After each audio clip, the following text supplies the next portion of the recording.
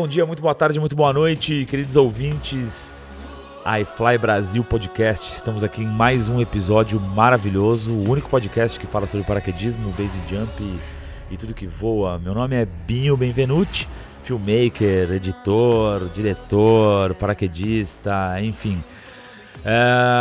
Estou muito feliz porque eu tenho um convidado hoje que é conhecido no paraquedismo. É o famoso Fred. Ele tem uma história incrível. Ele teve um acidente muito grave de paraquedismo em 2006, teve parte da perna amputada. A gente vai conhecer a história dele, é uma história de vida maravilhosa. Eu espero que vocês gostem e escutem, não percam, porque o podcast está maravilhoso. Escutem até o final. E estamos aqui, vou dar a palavra a ele. Muito bom dia, Fred, como é que você está? Tudo bem? Então vamos lá. Obrigado, Binho. Bom dia, boa tarde, boa noite para quem estiver ouvindo, assistindo. A gente nunca sabe. Vamos lá, meu nome é Frederico Martins, todo mundo me chama de Fred. O pessoal outro dia descobriu que meu nome é Frederico. 47 anos, casado, 4 filhos, engenheiro civil e voador. Cara, eu sempre para quem salta, né?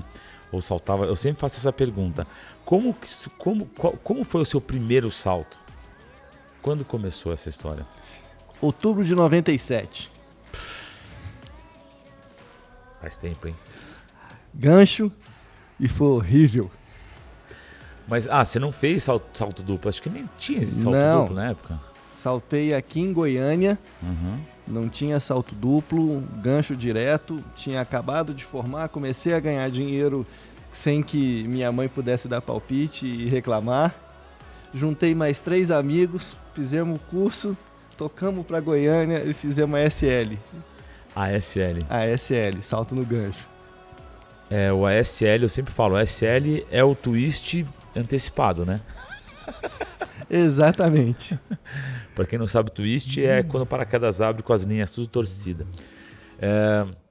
Então você começou em 97 já direto, não teve salto duplo, nada disso, né? 0 salto duplo. Fiz um salto duplo na minha vida já depois de paraquedista, mas aí para saltar de paraquedas do tandem.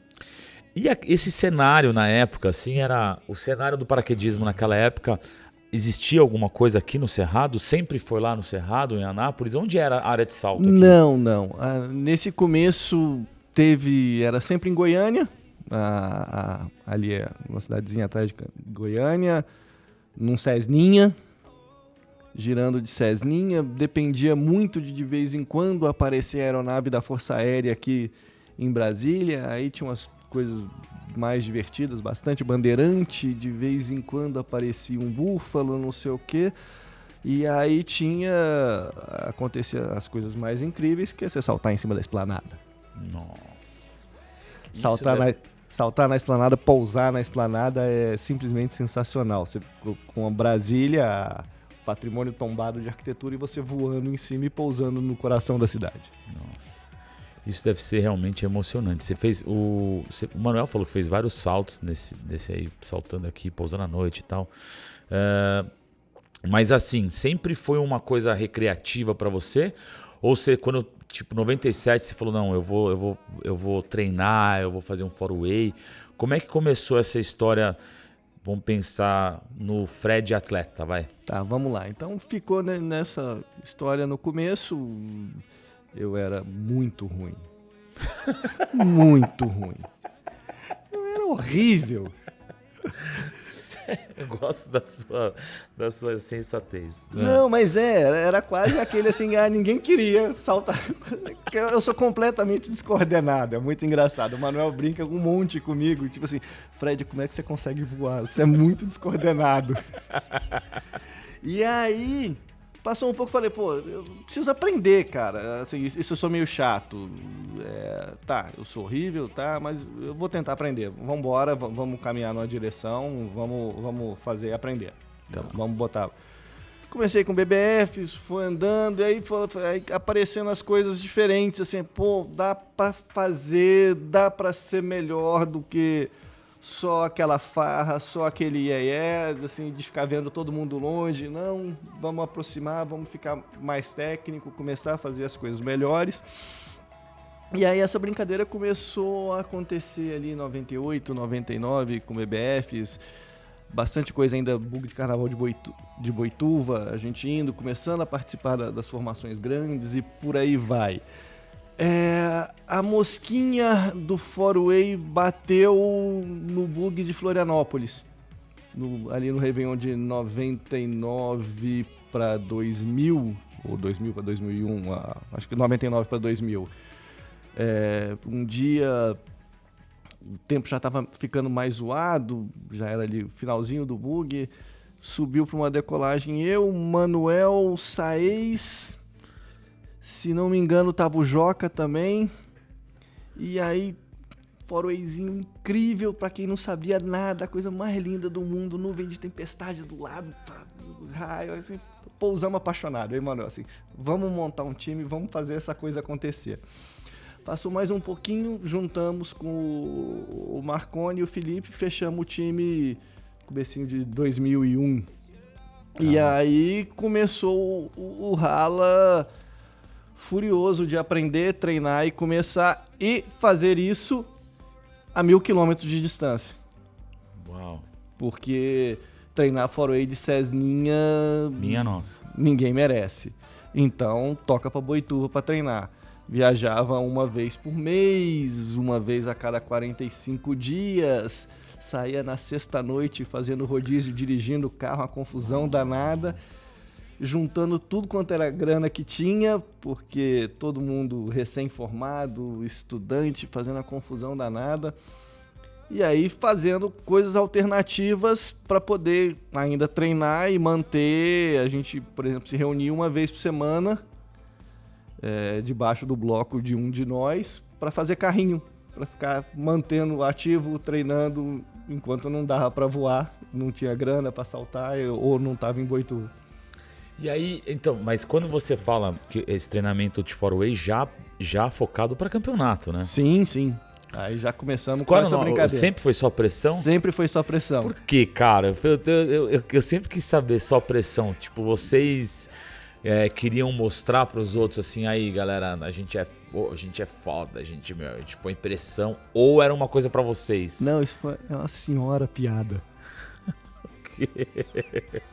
Me conta. A história foi a seguinte, a gente estava indo para Boituva treinar, assim, tipo, o primeiro treinamento do time, não sei o que, super empolgado, e a gente estava indo numa van dessa vez. Tá. Aí a gente batendo papo, conversando na van lá atrás, não sei o que, o Luiz Amorim tava junto. O Amorim? O Amorim. Lá de Boituva? Exatamente. Ele é daqui? É. Nossa, eu conheço, gravei com o Amorim uma vez no DNA pra voar. Exato, aí ele tava com a gente e a gente conversando e falando, e conversando que a gente ia fazer o time, aquilo outro, o time não tinha nome, não tinha nada. Aí o Amorim vira e começa a sacanear, a gente fala assim, vocês são só pressão, isso não vai dar em nada, não sei o que, coisa e tal, e daí... Só pressão e desde então... E daí virou o nome do time. Genial, cara, genial. E aí vocês obviamente, começaram a participar de campeonatos, enfim. Qual foi a melhor colocação do Só Pressão? Vamos lá, então a gente começou ele no comecinho de 2001, e aí fomos pro Brasileiro de Estreantes em 2001. Tá. Graças a Deus somos campeões. Caramba. Aí em 2002 mudamos pro Inter, e também fomos campeão no Inter. E aí, 2003, no Brasileiro, no Pro, a gente acho que ficou em terceiro. 2004, vice-campeão. 2005, vice-campeão, sempre com a média crescendo. E aí, no de 2006, a gente não foi. Tá. A questão do paraquedismo, assim, né? Vocês, obviamente, o time de Four-Way é um casamento sem beijo na boca, né? Quase isso. É exatamente isso. Como é que é lidar com 5, né? Porque vocês sempre iam com câmera, como era? Ou vocês pegavam câmera do lugar? Não. O câmera sempre fez parte do time. Vamos lá, quem que era? Vamos lá, vamos dar nome aos... Era Fred, Manuel... Marconi e Felipe. Marconi e Felipe. E o câmera foi mudando durante o tempo. Teve o Ivan, teve o Prince, o Doido e o último foi o Donovan, que é daqui de Brasília. Tá. Por isso que eu perguntei, porque o Amorim faz câmera bem, né? Sim, sim. Um bom câmera. Achei que ele também participasse. Sim, ele chegou a filmar a gente algumas vezes, mas nunca foi do time. Daí, beleza. Aí, tipo, como eu falei, um casamento sem beijar na boca, né? Vocês já chegaram a brigar, assim? Tipo, de nos falar? Ou sempre foi uma coisa harmoniosa? Não, de brigar, a gente briga toda semana. Tá. Mas, assim, de não falar, de ser uma treta mais grave, foi uma única vez que a gente gastou um tempo... Precisou dar um refresh maior. Mas é uma confusão grande. Tá, entendi. Foi voltando uma vez na viagem dos Estados Unidos, não sei o quê, aí deu uma encrenca no embarque da galera. Nossa. Uns ficaram pra trás, um passou uns 4 dias dormindo no aeroporto. Nossa Senhora. Entendi. As pessoas, assim, ó, seguidores aí, telespectadores, vocês que não conhecem, o 4Way é um time com 4 pessoas e mais um câmera. É muito dinheiro, né? Fala aí, quais são os pormenores que faz com que o 4Way seja um relacionamento sem beijo na boca e por que ele gera esses atritos, essas brigas, etc. Cara, primeiro... Na verdade é acertos, né? Não é briga, né? Vamos lá.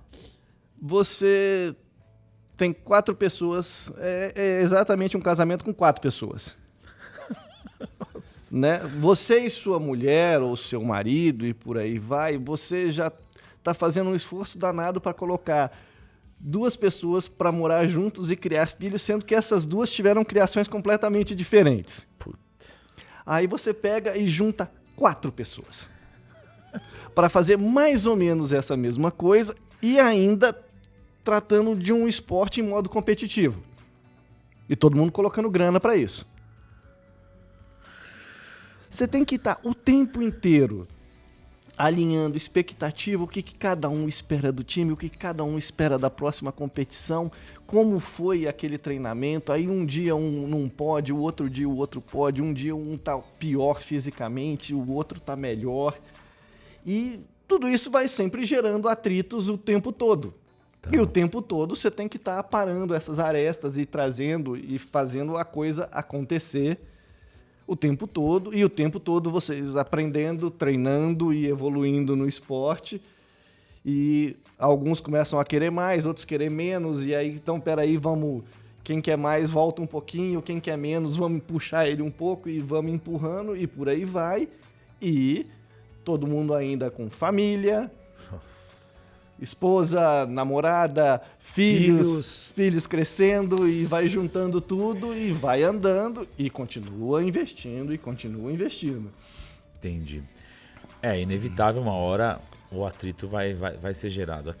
Até uma curiosidade, assim, quando você fala, a performance do cara, você tá lá, gastou num camp X, R$1.000, aí você vê que o cara não performou bem.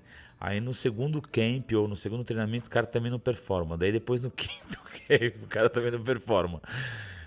Rola tipo assim, o grupo inteiro, vamos desconectar o cara, ou pelo contrário, traz o cara pra dentro.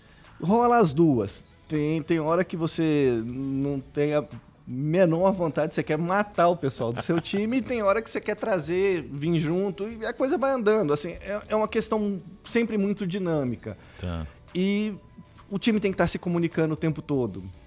Você tem que se comunicar com clareza e com respeito com os seus teammates o tempo inteiro. Sim. Né? Assim, é lógico que o nosso time, a gente já tem quase 20 anos de convivência. Assim, a gente viu todo mundo se casar, ter filhos crescendo, então o troço virou uma família. Então, até essa parte a gente é um pouco... torcida, a gente tem às vezes a comunicação com respeito, desrespeitando, um esquema muito de brother, brigando, um xingando o outro, sim, e por aí vai, mas sempre tentando fazer uma comunicação de time de uma forma muito respeitosa, porque tudo tem que estar sempre claro para todo mundo do time. Não adianta um estar pensando que só quer fazer farra e o outro tá querendo ser campeão brasileiro, campeão sul-americano e ir pro campeonato mundial. Alinhamento de expectativa, né? Exatamente, se não vai dar chabu o tempo todo. Entendi. E não pode. E é por isso que um monte de times acabam antes de começar. Junta 4 brothers, não sei o que, eles começam a girar, vão andando para um lado, começam a caminhar, mas não param hora nenhuma para conversar de forma clara, para alinhar expectativas e seguir como deve ser para caminhar para um time. Eu brinco bastante que o four-way, por mais contrassenso que isso possa parecer, é um esporte de comunicação. É comunicação quando você está em terra e comunicação quando você está voando, com todo mundo de capacete se olhando o tempo inteiro, um conversando com o outro, com o vento a 200 km por hora. É bem interessante essa analogia, é bem por aí, Fred, a gente, obviamente a gente vai tocar nesse assunto, teve um divisor de águas na sua vida que foi a questão do acidente, né? Tudo bem para você falar sobre isso? Zero estresse? Problema nenhum. Na realidade, faz parte da minha vida. Não tem jeito, aconteceu. Tá. E se segue desse jeito. Assim, a gente só aceita o que a vida entregou pra gente e vamos em frente. Certo. Como é que foi? Você consegue relatar pra gente desde do seu embarque até o momento do acidente? Aí a gente para ali e aí eu faço uma outra pergunta daquele momento. Então, fala aí, como é que foi a história? Bora lá. A gente tinha chegado de um camp nos Estados Unidos, mais uma semana, 2, seria o brasileiro de 2006 e depois teria um sul-americano, se não me engano, na Colômbia. Então a gente tinha acabado de chegar assim, não, vamos para Boituva, vamos fazer alguns saltinhos, coisa e tal. Não tinha seta nessa época, mas já estava operando mais de um avião em Boituva. Renatinho lá, do Renatinho. Isso. Tá. Exatamente. Embarcamos normal, decolagem normal, a gente estava na segunda aeronave. Era um voo em ala? Não. Movimento grande. Sim. Vocês estavam tipo, vai para dobra, tá. Uma sim, uma não, é isso? Não. Voou um avião. Tá. E a gente estava no avião que estava atrás. Lançou o primeiro. Sim. Beleza? A gente foi o primeiro a sair desse avião. A gente vazou os tândems do segundo avião. Qual a altura de comando de vocês? No buraco, né? No buraco. Exato. Tá. No acaso, vazamos. E aí, eu tranquilo, que a gente era o primeiro a sair do avião, beleza, tá sem vento, não tinha seta em Boituva nessa época, vou dar a direção do pouso, vou pousar perto do hangar para já dobrar e seguir. Tá. No que eu tô para chegar para fazer o último ponto, eu vejo os tândems vindo ao contrário do que eu estava. Uau. E aí consegui dar uma corrigida numa de 90 e aí aquela história. E isso é muito engraçado. Você eventualmente, acontece algumas coisas, principalmente assim, que você nem sabe. Assim, eu sabia depois que eu não tinha mais altura nenhuma para fazer mais nenhuma curva. Depois dessa primeira curva. E mesmo assim eu ainda fiz. Tipo, não, mas Fred, você tá ponto A, certo? Veio normal. Você não tinha visto. Ponto A, você não tinha visto ninguém. Sim. Ponto B, não vi. Aí quando você foi ponto C para pouso, é que você deu de cara com eles. Exato. Tá, e aí? Aí tirei uma 90, fiz uma 90, até aí beleza. Aí tô andando, todo mundo vindo. Aí eu começo, a minha sensação, e isso é muito engraçado, tem algumas coisas que eu tô falando, que às vezes algumas você nem percebe. Aí eu comecei a ver o hangar vindo, eu falei, puta, eu acabo batendo no hangar, mas eu não tenho mais altura para virar, vambora, não sei o quê. E quando eu vi, eu fiz outra curva. Essa foi no susto. E essa eu não tinha mais altura. E aí você vai ter que botar um pi na edição. Eu lembro de 2 coisas assim que eu fiz essa curva. Deu pensar, vou me fuder muito e ver a grama crescendo na minha cara. Que velame que você usava? Um Katana 120. Nossa. Bom, e aí? Bem, a grama cresceu na minha cara.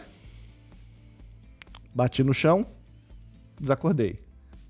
E aí depois eu começo a lembrar um monte de coisa em flashes. Nossa. Em flashes e às vezes faltando uma sensação. É muito engraçado. Como assim? Tipo, você acordou, você tava no gramado quando você acordou? Sim, sim. Eu tenho lembrança no gramado esperando o resgate. Tá.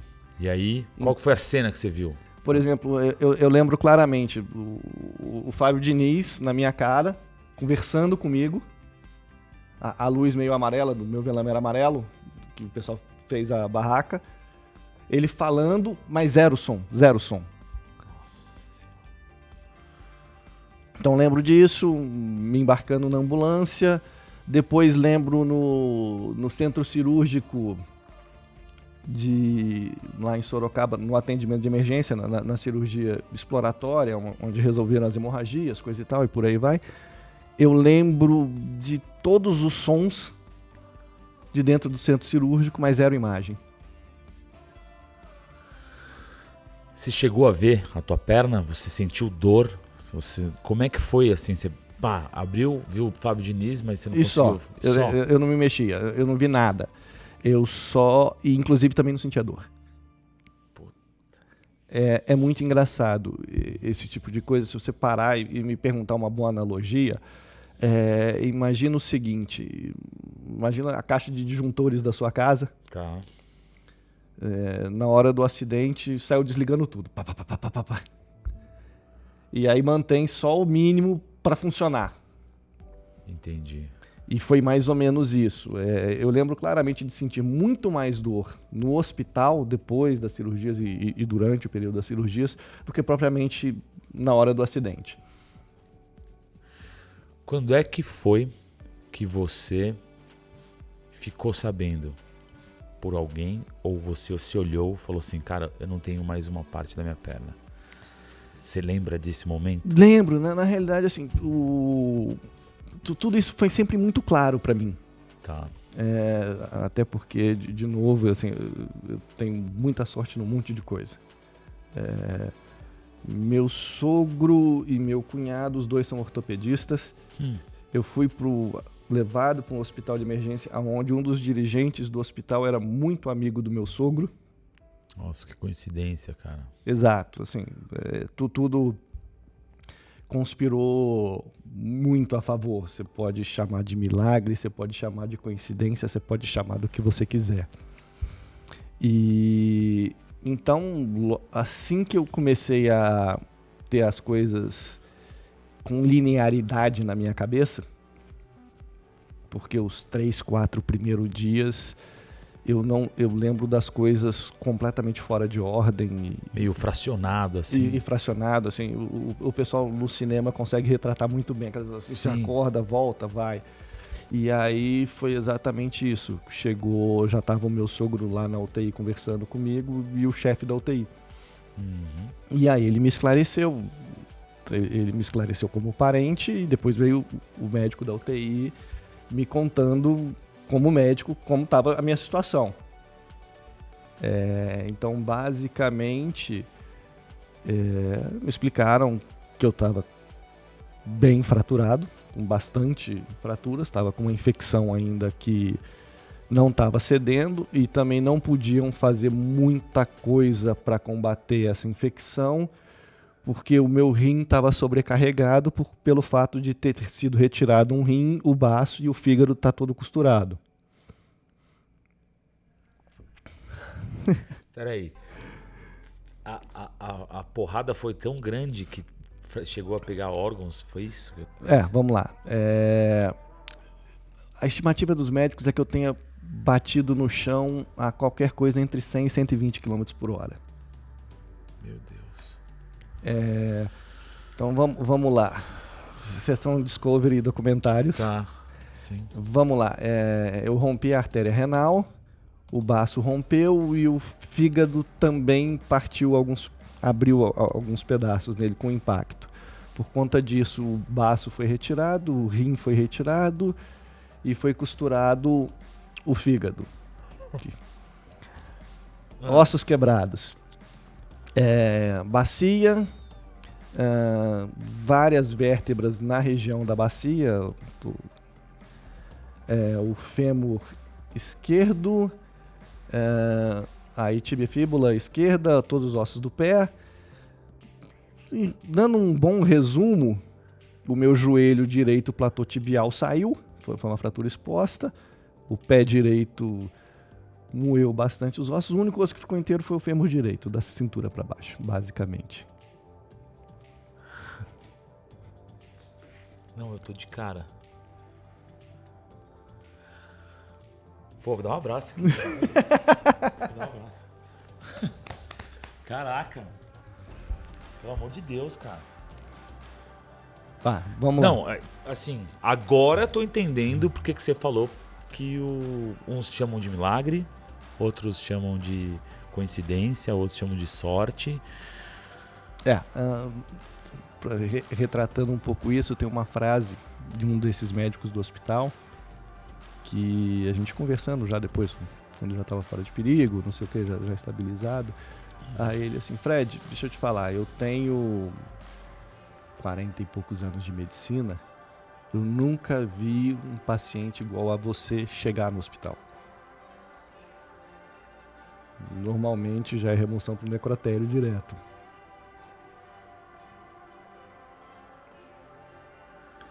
Ou seja, tipo, milagres acontecem, coincidências acontecem, a sorte acontece. Mas assim... Isso, aí vamos lá, voltando para a história de...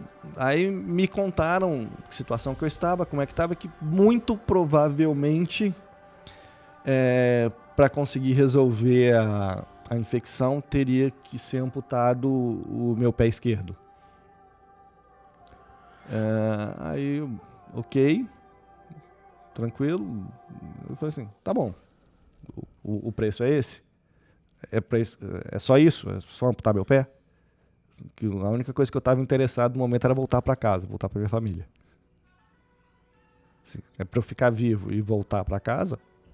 Filho, faz agora, mete serrote. Caraca. Que eu tinha duas opções. Ou eu morro, faz a amputação, beleza. A gente segue. Volto pra casa, minha mulher, meus filhos e vamos embora. Vamos seguir a vida. E aí... Nossa. E aí, mas assim... Quanto tempo de hospital? Quanto tempo internado? Vamos lá. Em Sorocaba... E aí volta de novo para todas essas coisas que eu tenho sorte, milagres, o que você quiser.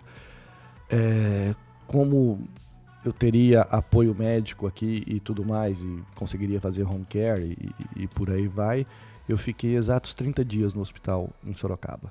E aí fui transferido de avião para Brasília. Fiquei 15 dias na UTI e mais 15 dias no quarto. Foi o tempo basicamente de poder passar a minha medicação a ser oral e não mais injetável. E depois disso, como é que foi ter um mindset aí, cara, se lidar com uma perda de uma parte do seu corpo? Cara, no primeiro momento foi muito tranquilo, que a minha discussão era só estar vivo. Eu tava muito feliz em estar vivo. Como é que foi pra você lidar com porque dizem, né, que quando você tem que amputar alguma coisa assim, eu conheci um amigo meu também que teve um acidente de paraglider, aliás, de wingsuit base jump, e que ele teve que amputar o pé. Ele falou que era muito difícil você abrir mão de parte de você, né? Perder algo que é seu. Como foi isso pra você, cara? Na realidade, pra mim acabou não sendo desse jeito. Pra mim, assim, eu sempre tento ser muito racional numa série de coisas, e pra mim o abrir parte daquilo era o pagamento, a troca, podemos tentar escolher a palavra que você quiser para eu estar vivo. Então, pra mim sempre foi muito claro que eu tinha duas opções. Ou eu não estava vivo, ou eu não tinha o pé. Tá. Eu preferia ficar sem pé. Eu preferia estar vivo. Mas, assim, é lógico que tudo não é sempre bonitinho, não é flores, não é nada disso. Vamos lá, o acidente foi em novembro. Dezembro eu voltei para casa e aí você vai melhorando um pouquinho todo dia. E como você tá muito ruim, aquele pouquinho parece sempre um monte. Chega um determinado momento que você continua melhorando aquele pouquinho, só que aquele pouquinho parece que não faz mais diferença. E eu ainda estava muito dependente de todas as pessoas. Você não ia no banheiro sozinho, eu ainda estava com um Lizarov na perna direita, sem protetizar a perna esquerda. Eu basicamente dependia de todo mundo para tudo, até para ir no banheiro. Então você começa a dar valor nessas coisas, de você ir do banheiro sozinho. E nesse determinado momento eu comecei a entrar numa onda de que pronto, é isso. Assim, eu fiquei vivo, mas a minha vida vai ser isso. Eu aqui deitado numa cama, ou o povo me levando de cadeira de roda para um lado para o outro, e é isso que vai acontecer. E aí nesse momento eu tive um princípio de depressão, tratar com terapia e coisa e tal, porque eu comecei a achar assim, tá, ótimo, fiquei vivo, mas estou esculhambando a vida de todo mundo que está em volta de mim. Chorava 2 vezes por dia. E aí tratamento, medicação, não sei o que, controla e resolve, e aí vamos seguir, a gente consegue entender que na realidade as coisas vão evoluindo e às vezes não evoluem na velocidade que a gente gostaria que elas evoluíssem. E isso te gerava, obviamente, um sentimento de frustração, algo do tipo... Sim, obviamente. Até entender, eu fui voltar a ficar em pé quase 8 meses depois do acidente. E como é que foi esse dia pra você? Doído. Sim, é lógico que tem a parte da emoção de você estar voltando, de você conseguir ficar em pé, mas a dor de voltar a ficar em pé era muito grande. Doía tudo. É uma brincadeira. Você, quando é criança, você aprende a andar.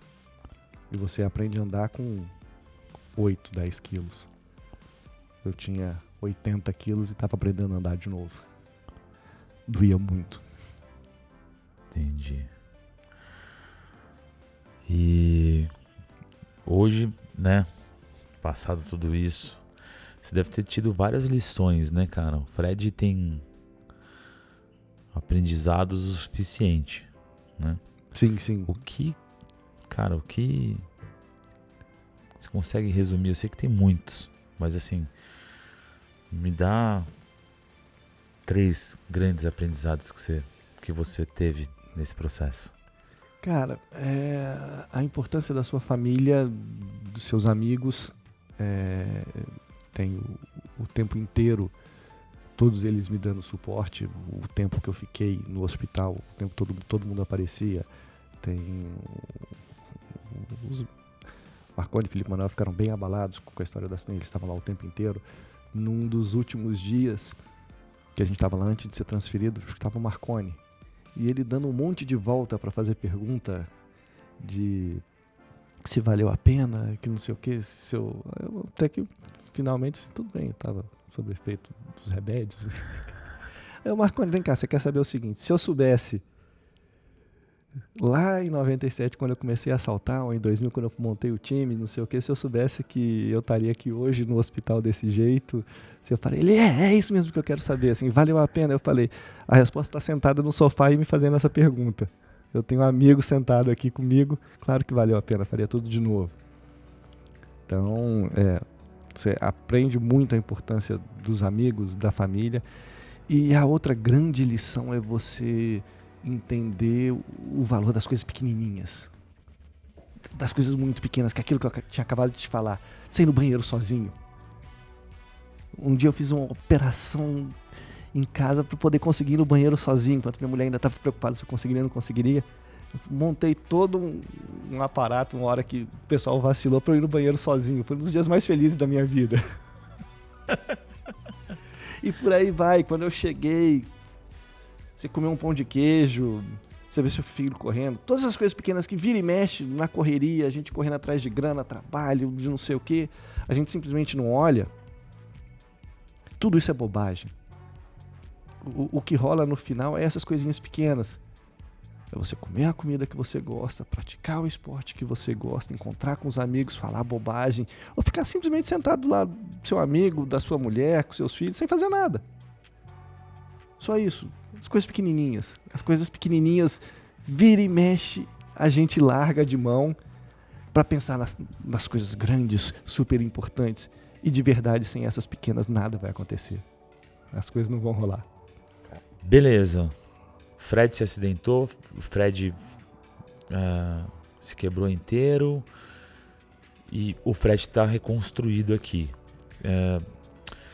Como foi o fato de você começar a atuar no 4Way Indoor? O que foi?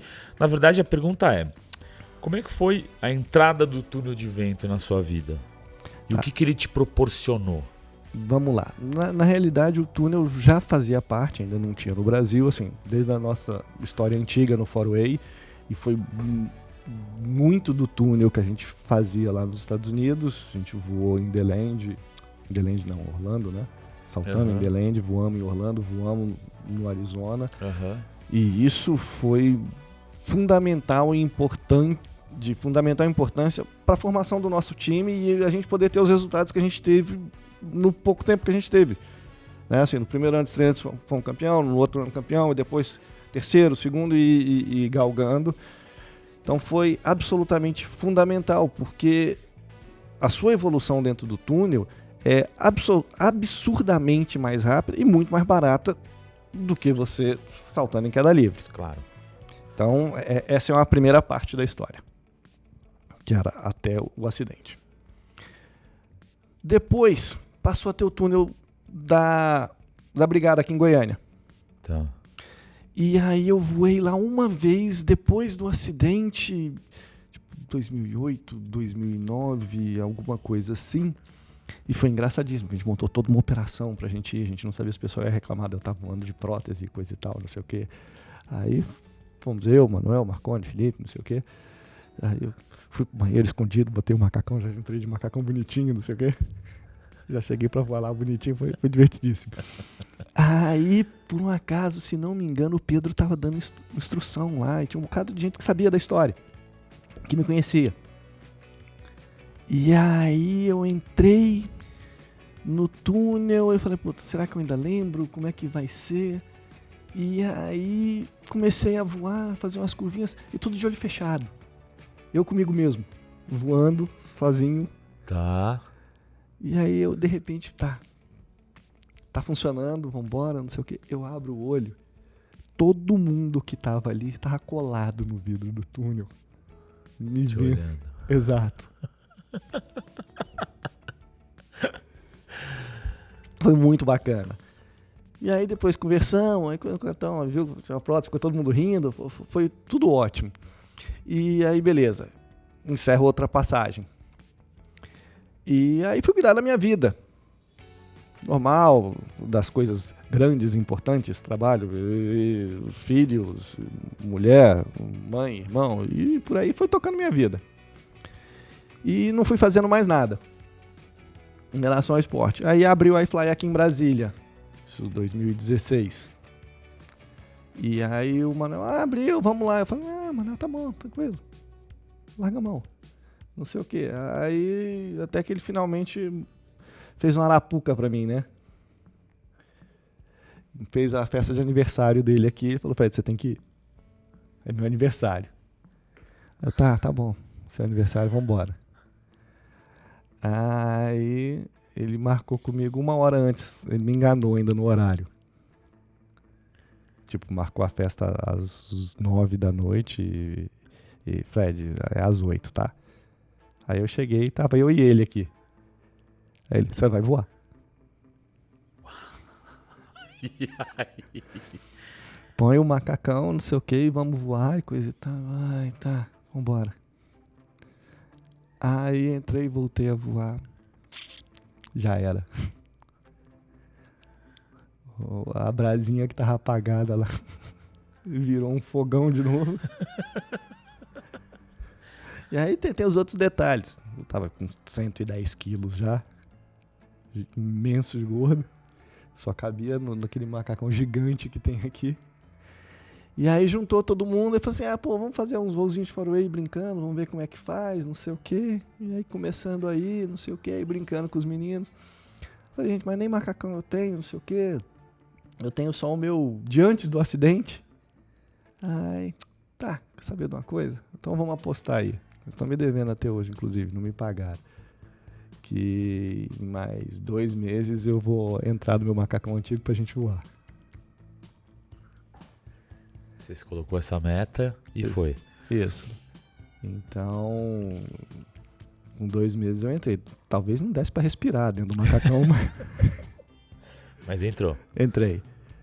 Não pagaram, mas tá ótimo. E aí a gente começou a treinar brincando, não sei o quê, e aí é aquela história, quem já competiu uma vez não tem conversa. Uma hora a fagulha, o espírito competitivo te agarra, te pega e vamos competir. E aí começamos a treinar um pouquinho mais sério e olhar, e aí ia ter a Copa em São Paulo. A gente vai, não, talvez a gente vá. E vamos ver na semana para fazer a inscrição, a gente fez uma simulação aqui, se a gente tivesse mais ou menos a mesma média que a gente tinha quando a gente parou lá em 2006. Caramba, que demais, cara. A gente voltaria. Ah. E aí fomos. E aí começou a brincadeira de novo.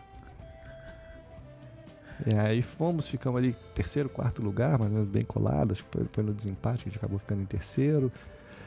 E começamos a arrochar de novo.